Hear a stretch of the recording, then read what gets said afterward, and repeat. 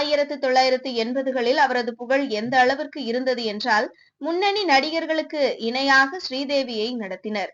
நடிகராக இருந்தாலும் சரி, இயக்குனராக இருந்தாலும் சரி, தயாரிப்பாளராக இருந்தாலும் சரி, அனைவரும் ஸ்ரீதேவியின் தேதிகளுக்காக காத்திருந்தனர். ஸ்ரீதேவி நடித்த படங்களுக்கு நாடு முழுவதும் வரவேற்பு கிடைத்தது. ஸ்ரீதேவி படம் அறிவிக்கப்பட்டதும் பெரிய அளவில் வியாபாரம் நடக்கும். முன்னணி நடிகர்களுக்கு மட்டுமே கிடைக்கும் பரபரப்பையும் ரசிகர் பட்டாளத்தையும் ஸ்ரீதேவி ஒரு நடிகையாக பெற்றார். ஸ்ரீதேவியின் நடிப்பு எந்த அளவுக்கு அற்புதமானது என்றால், அவர் திரையில் தோன்றும் ஒவ்வொரு காட்சியையும் ஒரு காட்சி விருந்தாக மாற்றுவார். தனது மூத்த மகள் ஜான்வி கபூரை நடிகையாக அறிமுகப்படுத்த வேண்டும் என்று ஸ்ரீதேவி விரும்பினார். ஆனால் ஜான்வியை நடிகையாக பார்க்காமலேயே காலமானார்.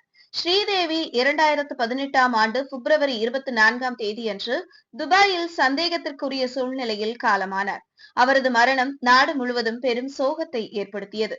ஆனால் அவரது திரைப்பயணமும் தியாகங்களும் ரசிகர்கள் மனதில் ஸ்ரீதேவிக்கு நீங்காத இடத்தை பிடித்துள்ளன. இதுபோன்ற செய்திகளை தெரிந்து கொள்ள செய்தி புனலுடன் இணைந்திருங்கள்.